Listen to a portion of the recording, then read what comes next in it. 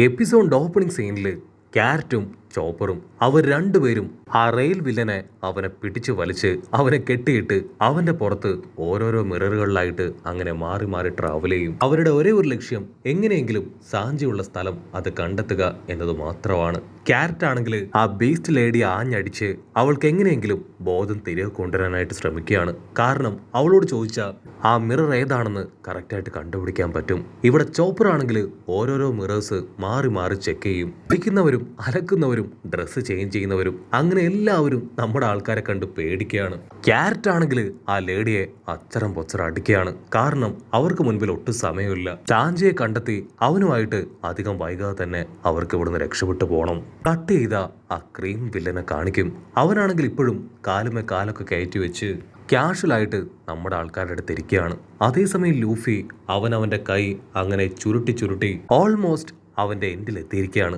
കൈയാണെങ്കിൽ പതിയെ പതിയെ ഫുൾ ഹാർഡായിട്ട് പതിയെ പതിയെ വലിഞ്ഞ് കീറാനായിട്ട് തുടങ്ങും. ചോര തുളുമ്പി അവന്റെ കൈ അത് നല്ല രീതിയിൽ വൈബ്രേറ്റ് ചെയ്യും. നാമി ആണെങ്കിൽ അവനെ അച്ചരം പൊച്ചറ അടിച്ച് അവനെ സ്റ്റോപ്പ് ചെയ്യാൻ ശ്രമിക്കും. പക്ഷെ ലൂഫി ആണെങ്കിൽ അത് മൈൻഡ് പോലും ചെയ്യാതെ എനിക്ക് വേറെ വഴിയില്ല, ഇത് ചെയ്തേ പറ്റൂന്ന് പറഞ്ഞ് സർവശക്തി എടുത്ത് അവന്റെ കൈ ആഞ്ഞു വലിച്ചുകൊണ്ടേയിരിക്കും. പക്ഷെ എന്താ ഇടയ്ക്കൊന്ന് സ്ലിപ്പായിട്ട് നമ്മുടെ ലൂഫി അവൻ ചുറ്റിവെച്ച കൈകളെല്ലാം അങ്ങനെ സ്പീഡിൽ തിരിച്ചു കറങ്ങി അവൻ അടിച്ച് താഴെ വീഴുകയാണ്. അവന്റെ തലയിലൂടെ കിളിയൊക്കെ പറന്നുപോയി അങ്ങനെ അവൻ താഴെ വീഴും. ആ ക്രീം തലയനാണെങ്കിൽ ലൂഫിയെ നോക്കി കളിയാക്കി ചിരിക്കുകയാണ്. ലൂഫി ആണെങ്കിൽ വീണ്ടും അവന്റെ കൈ അതങ്ങനെ അവന്റെ ബോഡിയിൽ ചുറ്റി വലിക്കാനായിട്ട് തുടങ്ങും. അത് ലൈവായിട്ട് കാണുന്ന നാമിക്കാണെങ്കിൽ കുറച്ച് പേടിയാവും. മറ്റൊരു ഭാഗത്ത് റേച്ചു ആണെങ്കിൽ അവളുടെ വയ്യാത്ത കാലുമായി നടന്ന് മുൻപോട്ട് പോകും. ഉടനെ പുട്ടിങ് അവൾ അവിടേക്ക് വന്ന് റേച്ചുവിന്റെ അവസ്ഥ കണ്ട് ഷോക്കാവുകയാണ്. റേച്ചു, നിനക്ക് എന്തു പറ്റി? എന്താ ഉണ്ടായേ? പുട്ടിങ് ആണെങ്കിൽ ഇപ്പോൾ അവളെ ഹെൽപ്പ് ചെയ്യാനായിട്ട് തുടങ്ങുകയാണ്. അതേസമയം ബിഗ് മോം അവള് ബ്രൂക്കിനോട് നീ ആരാണ്, എന്തിനിവിടേക്ക് വന്നു എന്ന് അവനോട് ചോദിക്കും. അതിനവനാണെങ്കിൽ സിമ്പിളായിട്ട് പറയും, എനിക്ക് റെഡ് പോണോഗ്ലിഫ് അതിന്റെ ഒരു ഫോട്ടോ ആവശ്യമാണ്, അതെടുക്കാനാണ് ഞാൻ ഇവിടേക്ക് വന്നത്. ബിഗ് മോം ആണെങ്കിൽ തീർത്തു പറയും, ഒന്നുകിൽ നിനക്ക് ഓടി രക്ഷപ്പെടാം, അല്ലെങ്കിൽ സറണ്ടറായി എന്റെ കൈകൊണ്ട് തല്ല് കിട്ടി നിനക്ക് ഇവിടെ കിടന്ന് ചാവാം. ബ്രൂക്ക് ആണെങ്കിൽ രണ്ടാമതൊന്നും ആലോചിക്കാതെ ആ ഗ്രില്ലൊക്കെ തുറന്ന് അങ്ങനെ സ്റ്റൈലായിട്ട് അവളുടെ മുൻപിൽ ലാൻഡ് ചെയ്യും. ബ്രൂക്കിന് അറിയാം ഇനി അവളുമായിട്ട് ഫൈറ്റ് ചെയ്യാതെ വേറെ വഴിയില്ല എന്ന്. മാത്രമല്ല അവന്റെ മിഷൻ അതവൻ കംപ്ലീറ്റ് ചെയ്തിട്ടില്ല. ഇവളെ എങ്ങനെയെങ്കിലും തല്ലിക്കൊന്ന് ആ പോണോഗ്ലിഫിന്റെ ഫോട്ടോ അതെടുത്തേ പറ്റൂന്ന് പറഞ്ഞ് അവൻ സ്ക്വാഡ് നീട്ടി നിൽക്കും. ബിഗ് മോം ആണെങ്കിൽ അവന്റെ നിൽപ്പും കോൺഫിഡൻസ് ഒക്കെ കണ്ട് പൊട്ടിച്ചിരിക്കും. നിനക്കെത്ര ധൈര്യം ഉണ്ടെങ്കിൽ എന്റെ മുൻപിൽ ഇങ്ങനെ നിൽക്കും? ഞാൻ 4 എംപറേഴ്സിൽ ഒരാളാണെന്ന് നിനക്കറിയില്ലേ? എന്റെ പവറിന് മുൻപിൽ നീ വെറും വട്ടപൂജ്യം മാത്രമാണ്. എന്റെ ഈ ചെറുവിരൽ മതി എനിക്ക് നിന്നെ ഈസി ആയിട്ട് കൊല്ലാൻ. പക്ഷെ എനിക്ക് നിന്നെ ഒരുപാട് ഇഷ്ടമായി. നിന്നെപ്പോലെ ഡിഫറെന്റ് ആയിട്ടുള്ള ആൾക്കാരെ എനിക്ക് ആവശ്യമുണ്ടെന്ന് പറഞ്ഞ് അവരെ അറ്റാക്ക് ചെയ്യാൻ അവളുടെ തന്നെ 3 അസിസ്റ്റൻസിനെ അങ്ങനെ കളത്തിൽ ഇറക്കി വിടും. കട്ട് ചെയ്ത ഇവിടെ പെട്രോയും ടമുഗോയും അവർ രണ്ടുപേരും ഒരുപാട് പവറൊക്കെ റിലീസ് ചെയ്തും വലിയ ഒച്ചത്തിൽ നിലവിളിച്ചും ഫൈറ്റ് ചെയ്യാണ്. പെട്രോ ആണെങ്കിൽ തീർത്തു പറയും, എൻ്റെ ഫ്രണ്ടിനെ അന്ന് നിങ്ങൾ എല്ലാവരും ചേർന്ന് കൊന്നു, അതിന് പ്രതികാരം വീട്ടാതെ ഞാൻ പോവില്ല. അപ്പോൾ അവിടുന്ന് അങ്ങനെ കട്ട് ചെയ്ത് ഫ്ലാഷ് ബാക്ക് കാണിക്കും. ഫ്ലാഷ് ബാക്കിൽ പെട്രോയും അവന്റെ ഫ്രണ്ട് ഒരു ഹിമക്കരടിയും അവർ രണ്ടുപേരും ബിഗ് മോമിന്റെ ഐലാൻഡിലേക്ക് കടന്നു വരികയാണ്. പെപ്പോംസ് ആണെങ്കിൽ അവർ രണ്ടുപേരെയും കണ്ട് ഒരുപാട് ഹാപ്പിയായി അവരുടെ അടുത്തേക്ക് ഓടി വരും. അതിനുശേഷം അവർ രണ്ടുപേരും കോട്ടയിലേക്ക് വന്ന് ആ പോണോഗ്ലിഫ് അതെങ്ങനെയെങ്കിലും അട്ടിച്ചു മാറ്റാനായിട്ട് ശ്രമിക്കും.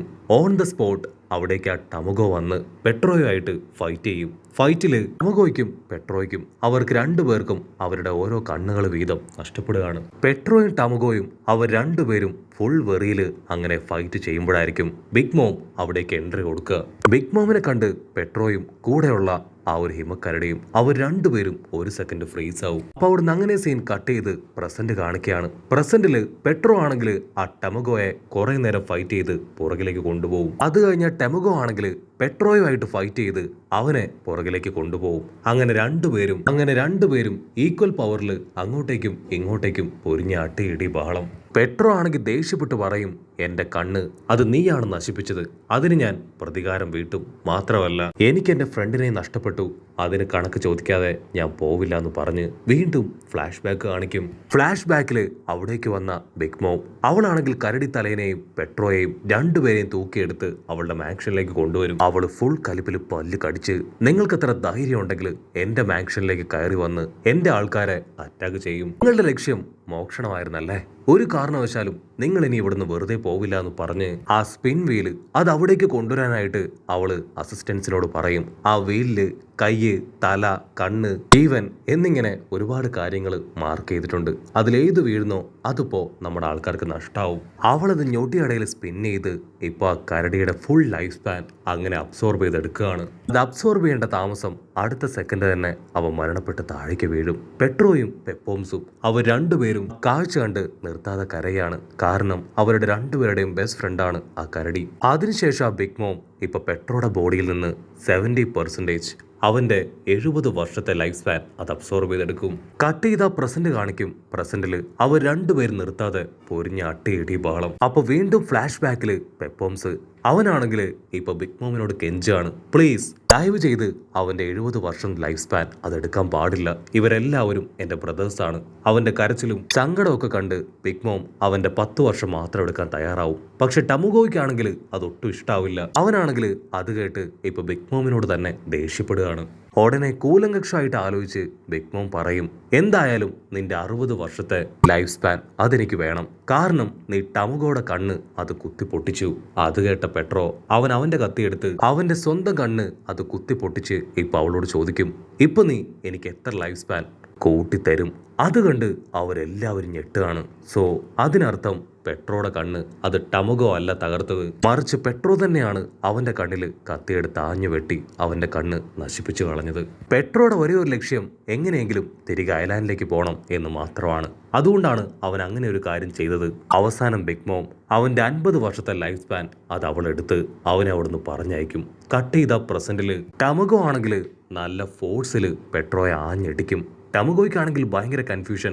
ഓൾറെഡി പെട്രോ ഇവിടേക്ക് വന്ന് ഫൈറ്റ് ചെയ്തതിൽ അവന്റെ ഒരു ഫ്രണ്ടിനെയും അവന്റെ 50 വർഷത്തെ ലൈഫ് സ്പാനും ഇവന് നഷ്ടപ്പെട്ടതാണ്. പിന്നെ എന്തുകൊണ്ടായിരിക്കും ഇത്രയും റിസ്ക് എടുത്ത് അവൻ ഇവിടേക്ക് വന്നത് ചിന്തിച്ച് അവൻ ഒരു സെക്കൻഡ് കൺഫ്യൂസ്ഡ് ആവും. പെട്രോ ആണെങ്കിൽ നിലവിളിച്ച് പറയും, ഞാനിതെല്ലാം ചെയ്യുന്നത് എൻ്റെ ഫ്രണ്ട്സ് സ്ട്രോഹാ ലൂഫിയും അവന്റെ ടീമിനും വേണ്ടിയാണ്. അവരാണ് ഞങ്ങളുടെ ഐലാൻഡിനെ വലിയൊരു പ്രതിസന്ധിയിൽ നിന്നും രക്ഷപ്പെടുത്തിയത്.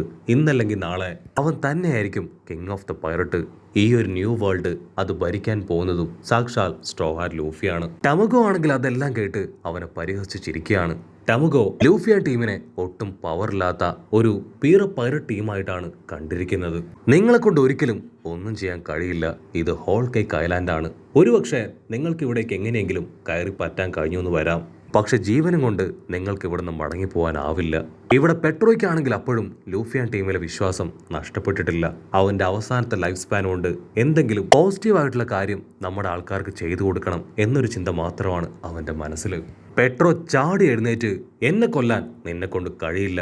ലൂഫിയാൻ ടീം അവരിവിടേക്ക് എന്തിനു വന്നോ ആ മിഷൻ അത് കംപ്ലീറ്റ് ആവുന്നതുവരെ ഞാൻ മരിക്കില്ല എന്ന് പറഞ്ഞ് അവനെ ആഞ്ഞു വെട്ടും.